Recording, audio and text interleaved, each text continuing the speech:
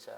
Sebenarnya potensi perpecahan itu di generasi Z dan generasi Y dan Z. Ayo rakyat Indonesia, bersatu langkahkan kaki menuju bilik suara Rabu 14 Februari. Ayo rakyat Indonesia, beri kontribusi nyata, raih asa bersama, kita memilih untuk Indonesia.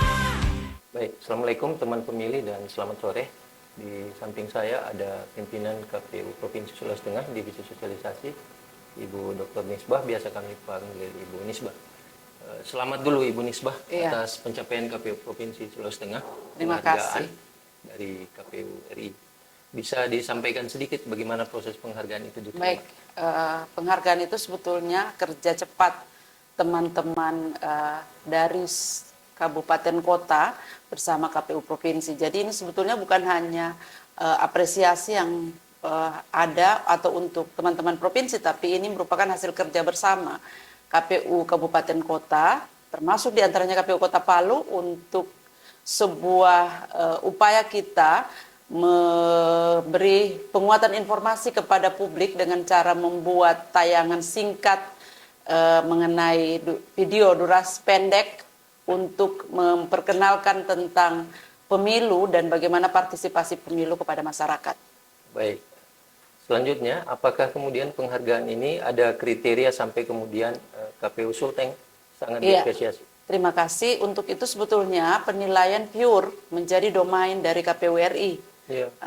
Kriteria penilaian tentu ada beberapa syarat atau ketentuan yang menjadi dasar dari penilaian, tetapi mungkin video pendek kita yang berisi fragmen pendek itu menarik dan memunculkan isu-isu tentang pemilu dan partisipasi pemilu serta penguatan pemilu sebagai sarana integrasi bangsa. Baik, pimpinan juga teman pemilih di hadapan kami juga sempat kami tampilkan ya penghargaan yang diperoleh oleh KPU Provinsi dari KPU RI.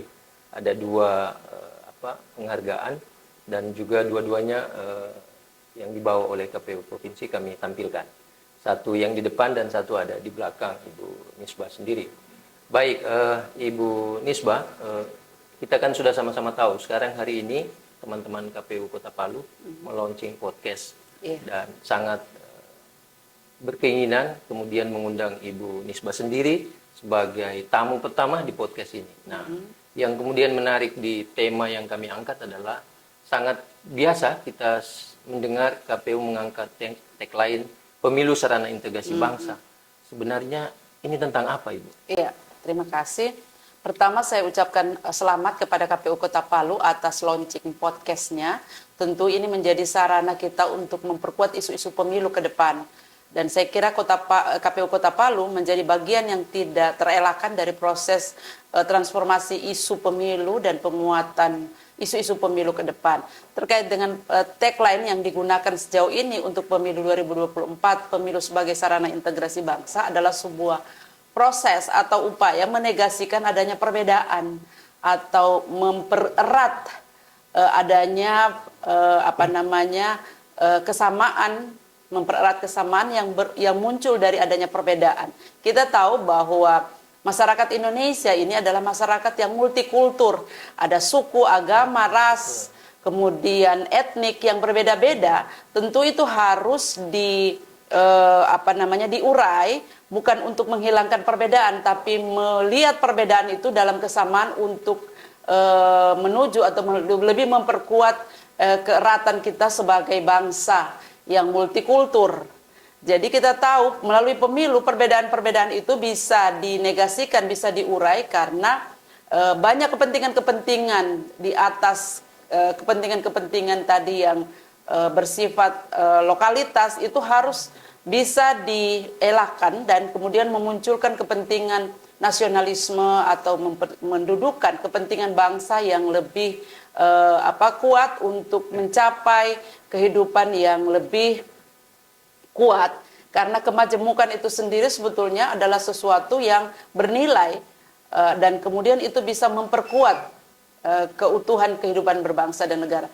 Kita tahu bahwa sebetulnya tagline pemilu sebagai sarana integrasi bangsa ini adalah berangkat dari kebinekaan, majemuk atau multikultur yang harus kita tempatkan sebagai sebuah perbedaan, tetapi perbedaan itu bukan untuk mempertajam kepentingan politik yang berbeda, tetapi membuat perbedaan itu sebagai sesuatu yang memiliki nilai dan mampu membuat keutuhan bangsa ini secara lebih kuat karena adanya perbedaan. Jadi kita dengan pemilu ini, karena pemilu adalah salah satu-satunya sarana yang bisa digunakan untuk melakukan proses legitimasi kekuasaan, maka melalui pemilu kita harapkan adanya perbedaan dan perbedaan kelompok kepentingan baik secara ideologi ini tidak lagi menjadi sebuah masalah yang bisa mempengaruhi keutuhan dan kehidupan berbangsa ini secara lebih kuat. Kira begitu. Iya, memang teman pemilih tahun 2024 kita akan melaksanakan pemilu serentak. Di awal tahun kita akan melaksanakan pemilihan umum, kemudian di akhir tahun pemilihan kepala daerah. Memang akan ada potensi perpecahan? Iya. Mungkin Ibu Nisbah bisa.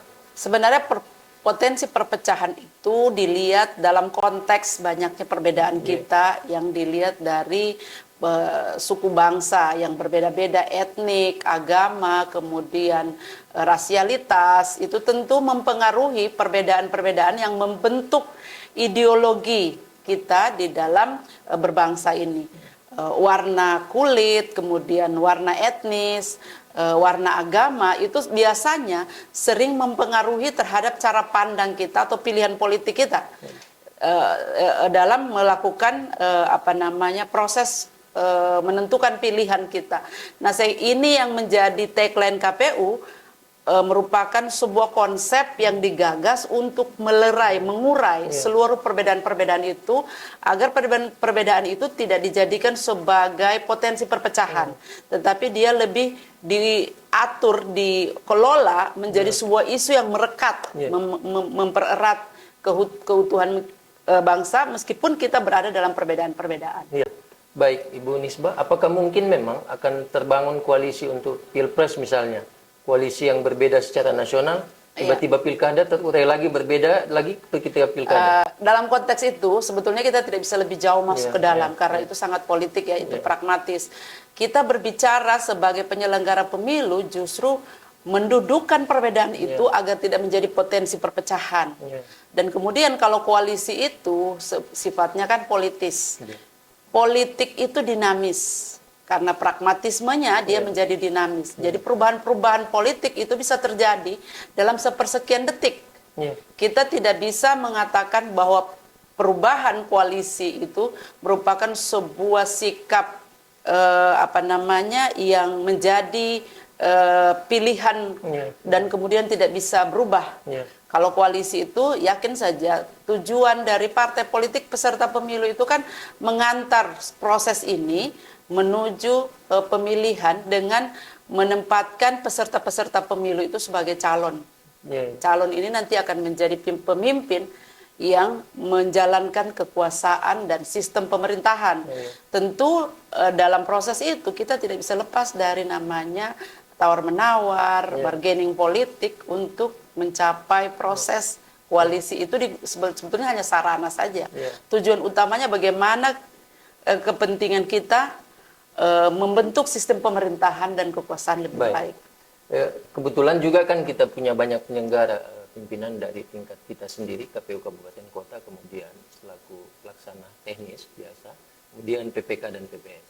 Ada strategi lain bagaimana kemudian menyampaikan pesan tema ini melalui penyelenggara ad hoc kita?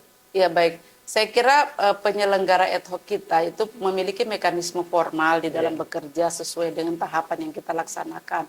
Tetapi kemampuan kita untuk melibatkan penyelenggara ad hoc dalam proses peningkatan partisipasi politik itu butuh strategi tersendiri. Karena mengingat penyelenggara ad hoc kita ini berada pada wilayah yang tentu basis-basis komunitas lokal. Isu-isu komunitas lokal itu dalam konteks kepentingannya itu harus diimprove, harus dielaborasi menjadi sebuah kepentingan mereka, kepentingan masyarakat, kepentingan pemilih, kepentingan konstituen itu berkorelasi dengan apa yang kita laksanakan dalam proses pelaksanaan pemilu 2024. Jadi isu-isu komunitas lokal, kepentingan komunitas lokal dalam yang dibungkus dengan strategi tersendiri untuk meningkatkan bagaimana kita memperhatikan lah isu-isu lokal itu. Kalau kemudian ada ide misalnya teman-teman coba untuk membuat konten-konten dengan bahasa daerah, bagaimana Ibu saya kira Nisbah lihat? Itu cukup baik, cukup baik. Pesan-pesan pemilu itu kan lebih cepat sampai kalau kita gunakan pendekatan nilai-nilai lokal. Nah, saya kira pesan pemilu dengan menggunakan bahasa lokal itu sangat baik sejauh ini. Kan kita juga tahu teman pemilih bahwa data pemilih di Kota Palu ini adalah 271.124. Yang kurang lebih 140.000 itu adalah pemilih generasi Z dan generasi milenial yang usianya 17 sampai 39. Kalau Ibu Nisbah lihat, apakah kita punya bagian-bagian tertentu yang harus dibuat kontennya untuk menyasar teman pemilih milenial? Generasi Z dan generasi Y dan Z itu adalah generasi transisi, generasi peralihan dari generasi X dan generasi baby boomers, baby boomers dan generasi X. Tentu pemilih transisi ini penting untuk disasar. Kenapa? Karena mereka menjadi yang menjalankan tongkat estafet peralihan proses pemerintahan di negara kita. Dan saya kira sasaran untuk mengambil generasi Y dan Z itu tepat sekali. Harus ada dibuat konten-konten atau strategi bagaimana mengolah isu-isu tertentu yang dekat dengan isu-isu generasi Y dan Z. Kita tahu bahwa generasi Y dan Z ini adalah kelompok generasi yang mengandalkan kekuatan teknologi, mengandalkan kemampuan teknologi di dalam mengelola seluruh isu-isu yang mereka punya, menginternalisasi kemudian mentransformasi isu-isu itu dengan menggunakan teknologi adalah kehandalan yang dimiliki oleh generasi generasi YZ. Tentu penting sekali kita mentransformasi informasi atau isu pemilu kepada generasi Y dan Z. Mengingat tadi saya katakan mereka adalah pelanjut tongkat estafet pelaksanaan atau menjalankan kehidupan berbangsa dan negara, terutama sistem pemerintahan. Maka suara-suara kelompok generasi Y dan Z itu perlu didengar. Dan bahkan kalau perlu kita mengimprove, mengelaborasi, mengambil, mendengar apa strategi yang mereka bisa lakukan atau strategi yang mereka inginkan di dalam proses menyampaikan isu-isu pemilu dan kegiatan pemilu di tahun 2024. Baik, Ibu Nisbah. Tentu generasi Y dan Z menjadi penting disasar oleh teman-teman KPU. Makanya kemudian KPU Palu melahirkan podcast. Di akhir mungkin saya butuh harapan yang dari pimpinan berikan kepada tim kami yang muda-muda ini untuk mengelola podcast ini untuk berkelanjutan. Pertama, saya lanjutkannya bahwa ini pertama kali podcast dilakukan oleh KPU Kota Palu karena seluruh sarana yang sudah tersedia. Dan yang kedua, apresiasi yang setinggi-tingginya kepada KPU Kota Palu, mudah-mudahan menjadi KPU Kota atau yang ada di level kabupaten kota yang melaksanakan podcast ini dengan menempatkan isu-isu politik atau isu-isu pemilu ini sebagai satu kekuatan, khususnya yang menyasar generasi Y dan Z.